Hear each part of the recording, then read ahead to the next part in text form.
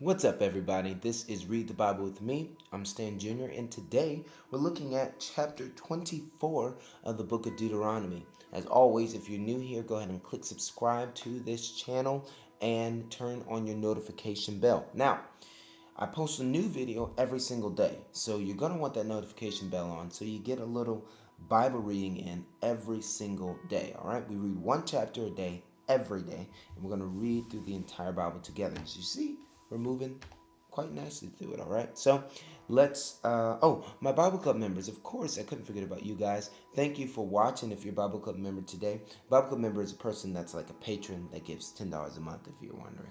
But it's you can give this video a like and also leave a comment below. If not, just a white flag. It lets me know that you were here. Okay, I love y'all, and let's get started with chapter 24. It says, when a man takes a wife and marries her, if then she finds no favor in his eyes, because he has found some indecency in her, and he writes her a certificate of divorce, and puts it in her hand, and sends her out his house, and she departs out of his house, and if she goes and becomes another man's wife, and the latter man hates her, and writes her a certificate of divorce, and puts it in her hand, and sends her out to his house, or if the latter man dies, who took her to be his wife, then her former husband, who sent her away, may not take her again to be his wife, after she has been defiled, for that it is an abomination before the Lord. And you shall not bring sin upon the land that the Lord your God is giving you for an inheritance. So this is saying, hey,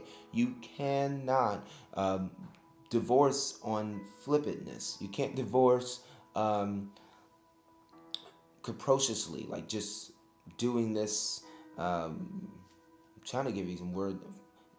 That was the best words I could think of, but just not taking it seriously and just giving divorce, because you will not get her back when you want her back, if you want her back.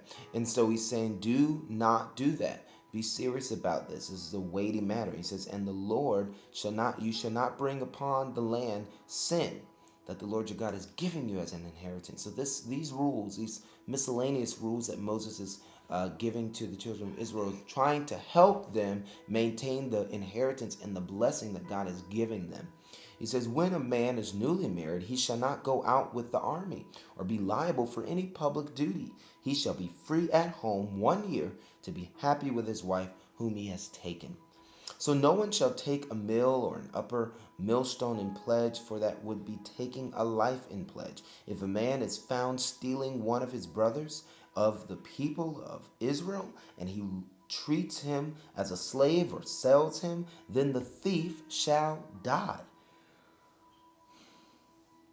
So you shall purge the evil from your midst. Take care, in case of leprous disease, to be very careful to do according to all that the Levitical priest shall direct you. Leprous disease was an infectious disease, something that could be infecting many people. And so to be very careful to do according to all that the Levitical priest shall direct you. As I command them, so you shall be careful to do. Remember what the Lord your God did to Miriam on the way that you came out of Egypt. When you make your neighbor a loan of any sort, you shall not go into his house to collect his pledge. You shall stand outside, and the man to whom you make the loan shall bring the pledge to you. And if he is poor man, you shall not sleep in his pledge. You shall restore him the pledge as the sun sets, that he may sleep in his cloak and bless you. And it shall be righteousness for you before the Lord. You shall not oppress a hired servant who is poor and needy, whether he is one of your brothers or one of the sojourners who are in your land within your towns. You shall give him his wages on the same day before the sun sets, for he is poor and counts on it, lest he cry against you to the Lord and you be guilty of sin.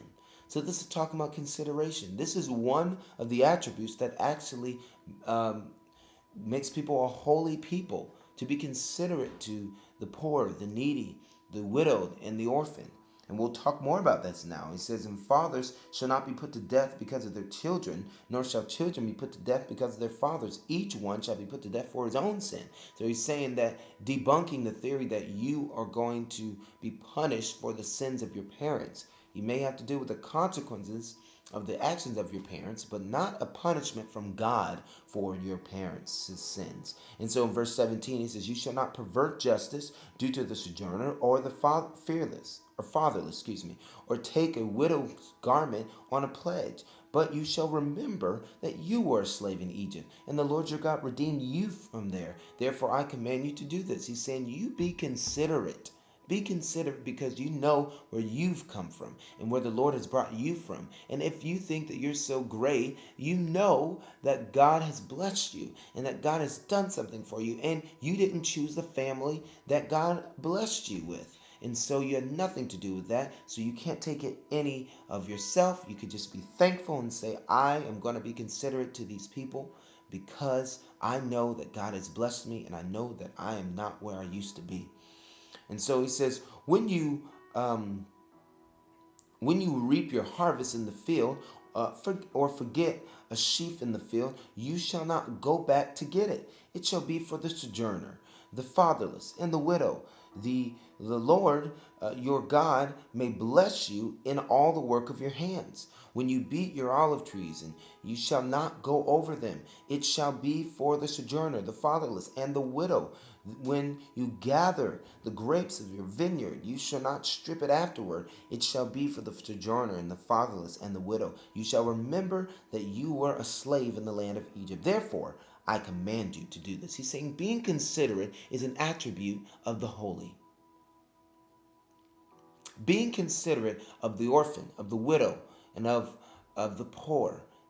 He said that actually will bring, he said that the Lord your God may bless you in all the work of your hands. If you want God to bless you, the work of your hands, if you want God to bless your work and your business and your job, be considerate to the poor, to the widow, and to the orphan. That's how God will bless you. And that was chapter 24 of the book of Deuteronomy. I'm so glad that this chapter had this in it because we, as you know, we've started giving Bibles, purchasing Bibles each month to give to the persecuted church. And many people in the persecuted church in China, Libya, Sudan, they are poor. They are orphans and they are widows. And so what this means is we are sending the word of God to these people that wouldn't have a chance to get it otherwise. You're doing that if you're a Bible Club member with $10 a month. That's why I want every Bible Club member to reach to $10 a month. If you're giving $1, reach for $5. If you're giving $5, reach for $10. That's going to help us get our goal. That's going to help us send more of the gospel out to these people who need it desperately.